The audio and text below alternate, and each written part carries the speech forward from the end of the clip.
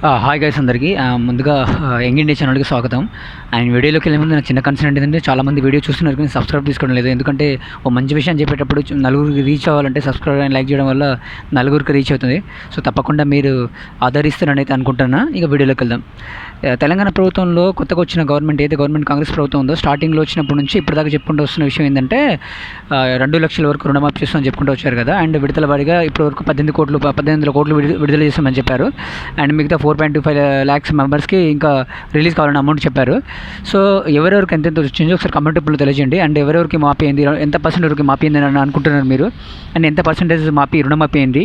And మీకు తెలిసినంత information ఎక్కడ దాకా అంటే ప్రీవియస్ గవర్నమెంట్ ఇది 2014 నుంచి 19 మధ్య ఉన్న రుణమాఫీ కూడా అయిందా, లేకపోతే ఓన్లీ 19 నుంచి ఈ మధ్యలో ఉన్న రుణమాఫీ అయిందా, అది కూడా పూర్తి స్థాయిలో అయిందా లేదా అనేది కమెంట్ రూపంలో తెలియజేయండి. నాకు తెలిసినందుకైతే నాకు తెలిసిన సమాచారం మేరకు అయితే మా ఊర్లోనే తీసుకుంటే 40% మెంబర్స్ మాత్రం అదే 40% మందికి మాత్రమే రుణమాఫీ అయింది.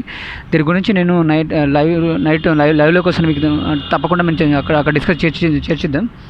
అండ్ మీకు తెలిసిన ఇన్ఫర్మేషన్ వరకు అయితే ఎంతవరకు రుణమాఫీ అయింది 100% తప్పకుండా కమెంట్ రూపంలో తెలియజేయండి. అండ్ 2 లక్షల వరకు రుణమాఫీ చేశారని చెప్తారు కదా, 18 కోట్లు పెట్టామని చెప్తున్నారు కదా.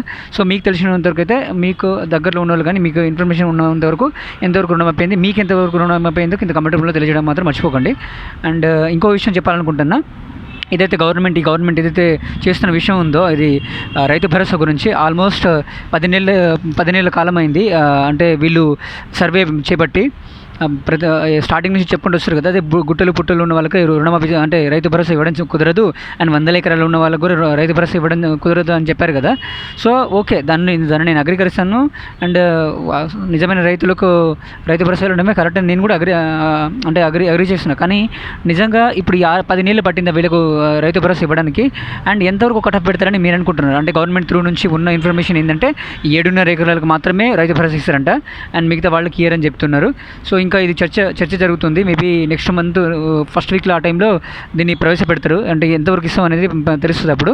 అండ్ నెక్స్ట్ వీక్ సెప్టెంబర్లో నవంబర్ నెక్స్ట్ వీక్లోనే వీళ్ళకి రుణమాఫీ వాళ్ళకి రిలీజ్ చేయడం జరుగుతుందంట. సో చూడాలి ఎంతవరకు రుణమాఫీ అయితే. ఆ రుణమాఫీ అయిన తర్వాత కూడా ఎంతమంది జనాలు ఇంకా రుణమాఫీ కాలని అంటున్నారు. అండ్ ఇప్పుడు ఉన్న గవర్నమెంట్లో రైతు భరోసాతో పాటు రుణమాఫీతో పాటు హైడ్రా డిమాలిషన్ ఒకటి, అది కూడా కొంచెం నెగిటివ్గా ఏర్పడుతుంది. సో ఎంతవరకు గవర్నమెంట్ ప్రజల పట్ల ఫేవర్గా చేస్తుంది అనేది విషయం అయితే తెలియదు. కానీ సో మీరేమనుకుంటున్నారు, ఈ గవర్నమెంట్ పట్ల మీకున్న అబిలిటీస్ ఏంటిది, మీరేమనుకుంటున్నారు అనేది, ఈ గవర్నమెంట్ ఎంతవరకు పేదల పట్ల అంటే మంచి వైఖరిని చూపిస్తుంది అనేది మీరు అనుకుంటున్నారు కమెంట్ రూపంలో తెలియజేయండి. తప్పకుండా విలువైన సమాచారం అయితే కమెంట్ చేస్తారైతే అనుకుంటున్నాను నేను. And thank you so much and జై హింద్.